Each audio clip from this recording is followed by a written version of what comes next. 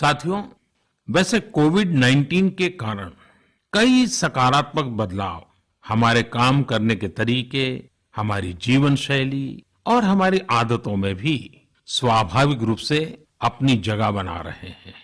आपने सबने भी महसूस किया होगा, इस संकट ने कैसे अलग-अलग विषयों पर हमारी समझ और हमारी चेतना को जागरूक किया है, जो असर हमें अपने आसपास देखने को मिल रहे हैं। इनमें सबसे पहला है मास्क पहनना और अपने चेहरे को ढककर रखना। कोरोना की वजह से बदलती हुई हालात में मास्क भी हमारे जीवन का हिस्सा बन रहा है। वैसे हमें इसकी भी आदत कभी नहीं रही कि हमारे आसपास के बहुत सारे लोग मास्क में दिखे, लेकिन अब हो यही रहा है। हाँ, इसका ये मतलब नहीं है कि जो मास्क लगाते हैं वे सभी बीमार हैं। और जब मैं मास्क की बात करता हूं तो मुझे एक पुरानी बात याद आती है। आप सबको भी याद होगा, एक जमाना था कि हमारे देश के कई ऐसे इलाके ऐसे होते थे कि वहां अगर कोई नागरिक फल खरीदता हुआ दिखता था तो आस पड़ोस के लोग उसको जरूर पूछते थे, क्या घर में कोई बीमार है? यानी फल मतलब बीमारी में ही खाया जाता है, ऐसी एक धारणा बनी हुई थी। हालांकि समय बदला और ये धारणा भी बदली। वैसे ही मास्क को लेकर भी धारणा अब बदलने वाली ही है। आप देखिएगा, मास्क अब सभ्य समाज का प्रतीक बन जाएगा। अगर बीमारी से खुद को बचना है और दूसरों को भी बचाना है तो आपको मास्क लगाना पड़ेगा। और मेरा तो सिंपल सुझाव रहता है, गमछा मुंह ढकना है। साथियों, हमारे समाज में एक और बड़ी जागरूकता ये आई है कि अब सभी लोग ये समझ रहे हैं कि सार्वजनिक स्थानों पर थूकने के क्या नुकसान हो सकते हैं। यहाँ वहाँ कहीं पर भी थूक देना गलत आदतों का हिस्सा बना हुआ था। ये स्वच्छता और स्वास्थ्य को गंभीर चुनौती भी देता था। वैसे एक तरह से देखें तो हम हमेशा से ही इस समस्या को जानते रहे, लेकिन ये समस्या समाज से समाप्त होने का नाम ही नहीं ले रही थी। अब वो समय आ गया है कि इस बुरी आदत को हमेशा हमेशा के लिए खत्म कर दिया जाए। कहते भी हैं कि बेटर लेट देन नेवर। तो देर भले हो गई हो, लेकिन अब ये थूकने की आदत छोड़ देनी चाहिए।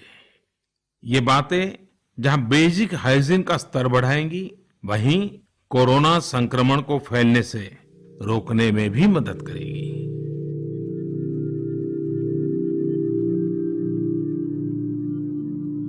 गर्म पानी, काढ़ा और जो अन्य दिशा निर्देश आयुष मंत्रालय ने जारी किए हैं, वो आप अपनी दिनचर्या में शामिल करेंगे तो आपको बहुत लाभ होगा। भारत की युवा पीढ़ी को अब इस चुनौती को स्वीकार करना होगा। जैसे विश्व ने योग को सहज स्वीकार किया है, वैसे ही हजारों वर्षों पुराने हमारे आयुर्वेद के सिद्धांतों को भी विश्व अवश्य स्वीकार करेगा।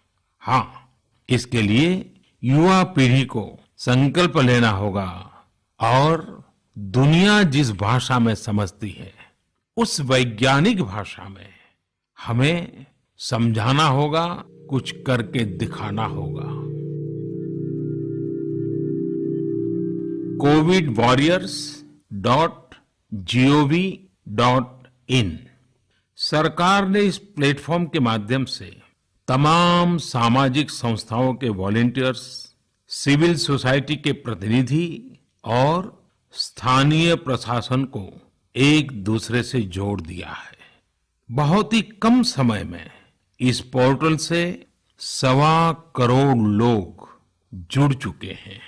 इनमें डॉक्टर, नर्सिस से लेकर हमारी आशा, एएनएम बहनें, हमारे एनसीसी, एनएसएस के साथी, अलग अलग फील्ड के तमाम प्रोफेशनल्स, उन्होंने इस प्लेटफॉर्म को अपना प्लेटफॉर्म बना लिया है।